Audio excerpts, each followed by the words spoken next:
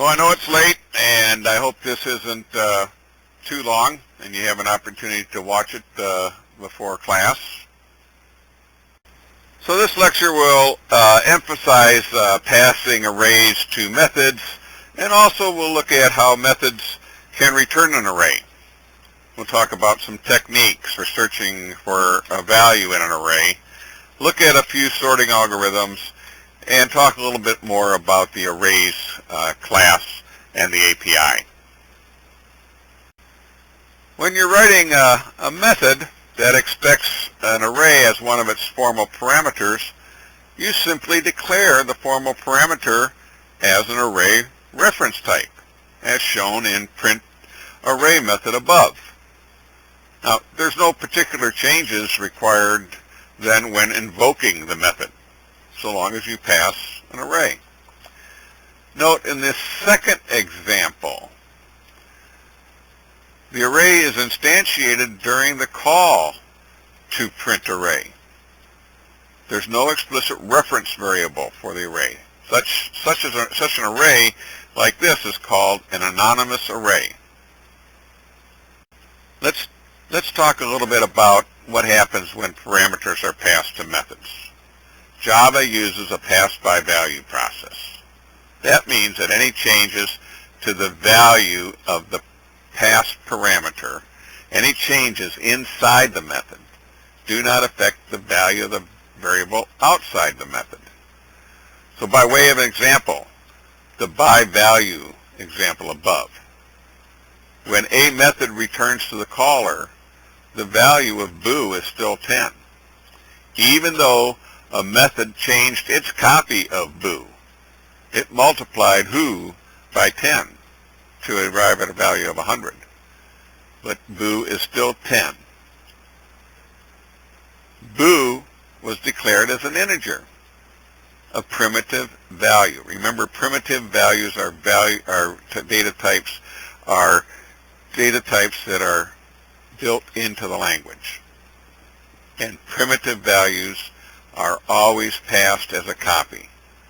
That's by value.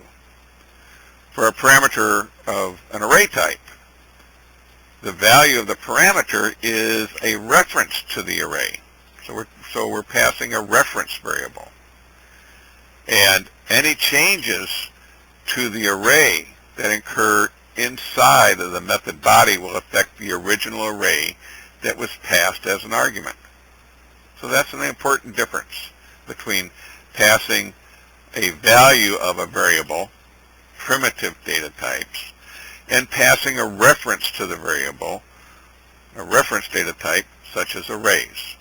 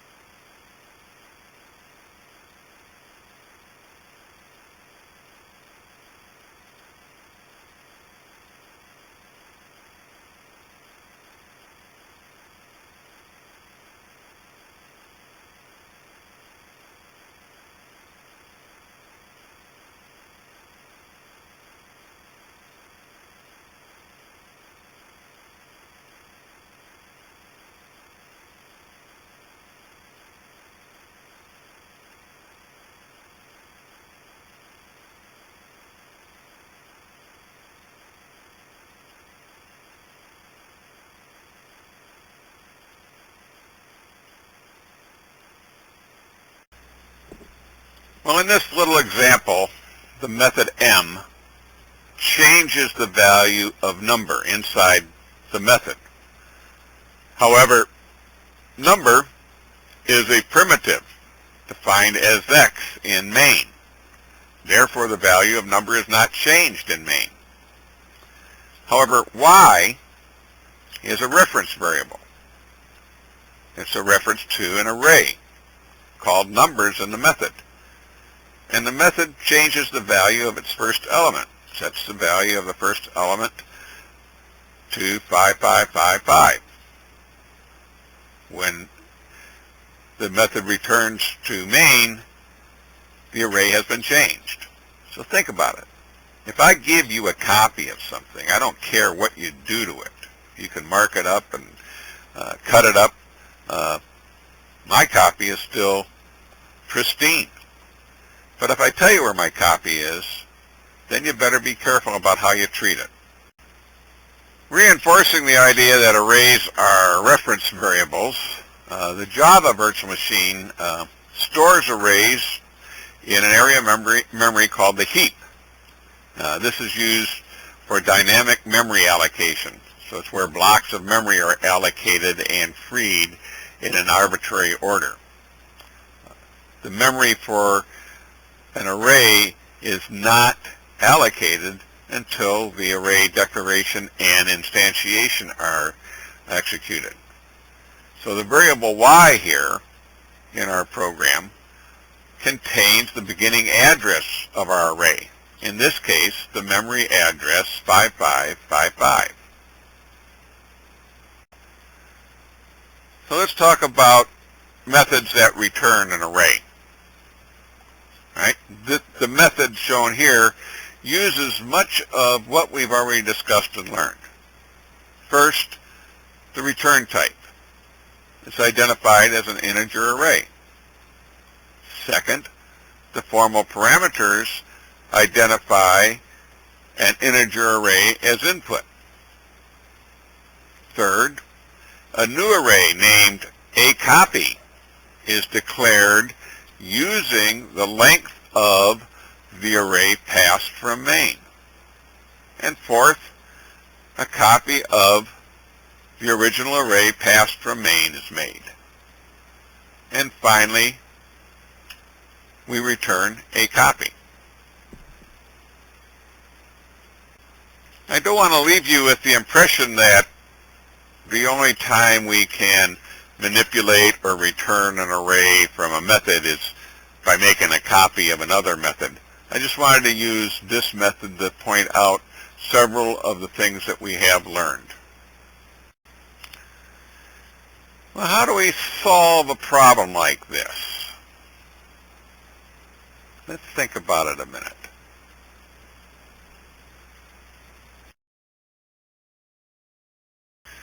Well, first, we need to generate an array of 100 random lowercase characters. And second, we need an array to keep track of the count of each character. So I have an array of character of length 100, and I have an array of integers length 26, because I have 26 characters. I just want to keep track of the count of each one. Now, the lowercase characters are decimal value 97 to 122. So the first for loop here generates 100 lowercase characters.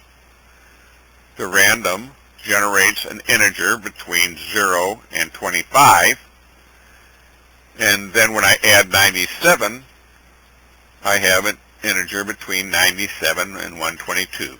And I convert that to a character. So I have all the lowercase characters covered from lowercase a to lowercase z. Now, the second array counts the character. It uses the character value minus 97 as an index into the count array. So remember that character values are 97 through 122. All right? And so if I subtract 97 from that, I have a range of 0 through 25. So if someplace in the array I have a lowercase a, which is value 97, and I subtract 97 from it, I get 0. And so that says that count indexed by 0, I will increase by 1. And finally, the third for loop displays the character and the count. Searching is the process of looking for a specific element in the array. For example, discovering whether a certain score is included in a list of scores. Searching is a common task that in computer programming. And there's many algorithms and data structures devoted to searching. In this section, we'll talk about two common approaches, linear search and binary search. So the linear search always begins at the start of an array, and it compares the search value, called a key, and proceeds through the array comparing the key to each element in the array until a match is found, or until the end of the array is reached. Now, on average, the number of comparisons required in a linear search is 1/2 the length of the array. So, in this example, the key is not equal to the first element. So now we've moved on and checked the second element. Key is not equal again. The key 3 is not equal to the third element here. We're still not equal. And you can see this gets to be a little tedious. Compare one after another, until maybe we'll find an equal. Well, we're down to the fifth element, and we still haven't found an element that is equal to our key value 3. Finally, a match is found. It's at index number 5. So taking a look at the code, the method above will return the index value of where the key is found, or if the key is not found, the method will return a -1, which is an invalid index. So it's a pretty simple loop. Just continue through the loop. If the key is equal to the element, return I. Otherwise, go back and continue the loop. Okay. For example, now the bottom shows what the results would be of searching for various keys. 4 is found at index 1. -4 is not found, so -1 is returned. And -3 is found at index 5.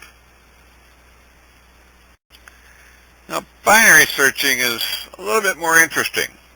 In order to do a binary search, first of all the elements of the array must be ordered. In our example, we'll assume the array is ordered ascending, but it could just as easily be ordered descending. Okay. Now, a binary search always starts in the middle, so it'll start at 1/2 the array length divided by 2. In this case, we have an array of 8, and so it's going to start looking at the fourth element. Now, if our key is less than the middle element, then we only need to search in the first half of the array. If the key is equal to the middle element, then the search ends and we have a match. But if the key is greater than the middle element, then we need to search for the key in the second half of the array.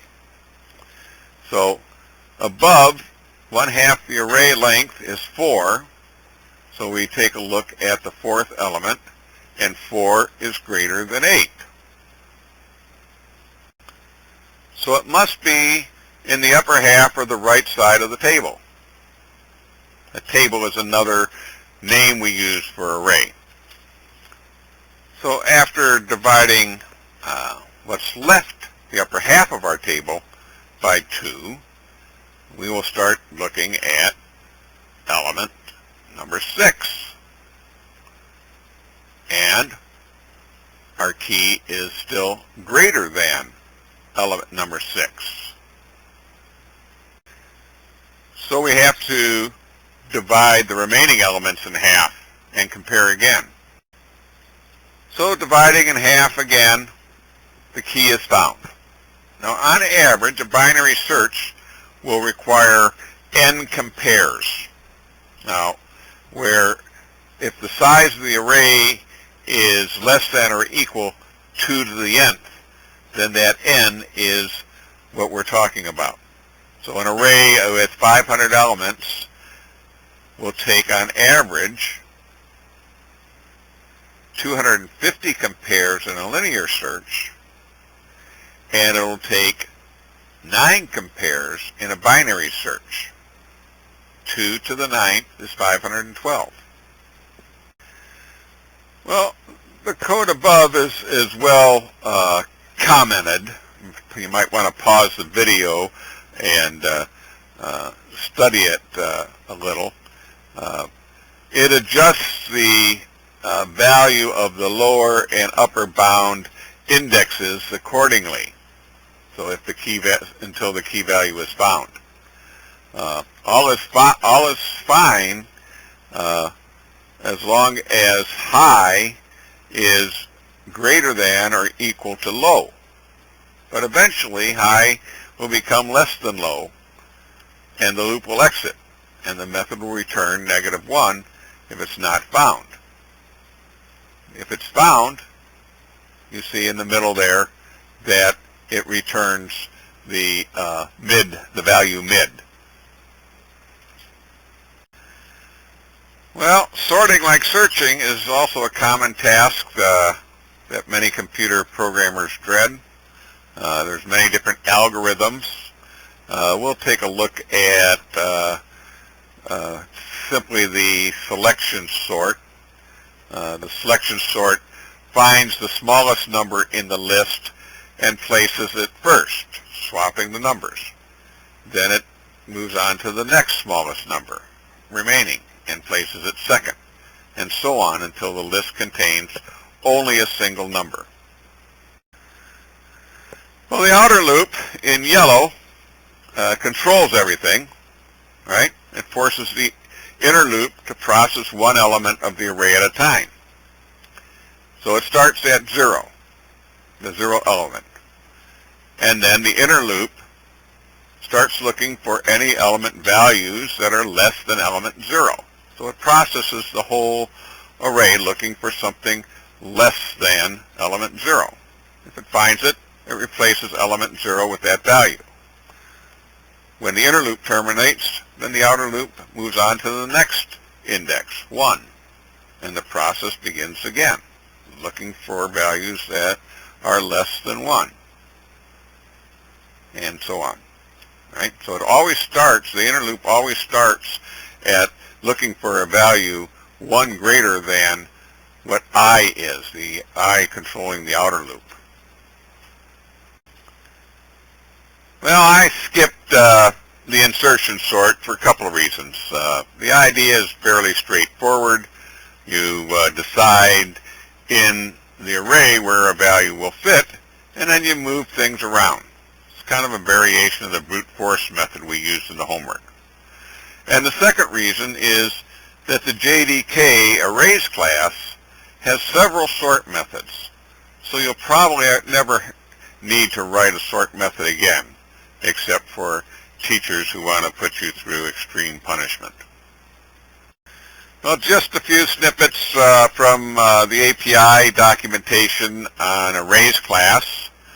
You really need to become familiar with the Java Development Kit JDK, the API. You can do a simple Google search for JDK and API, and it's easily found.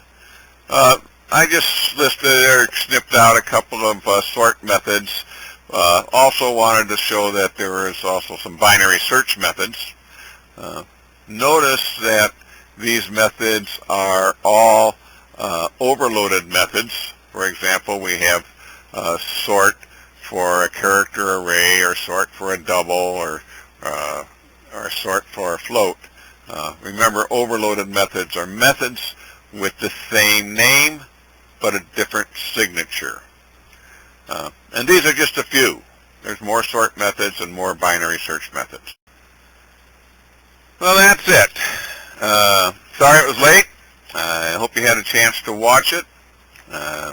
If not, take a chance to watch it over break and get yourself prepared for our exam next week.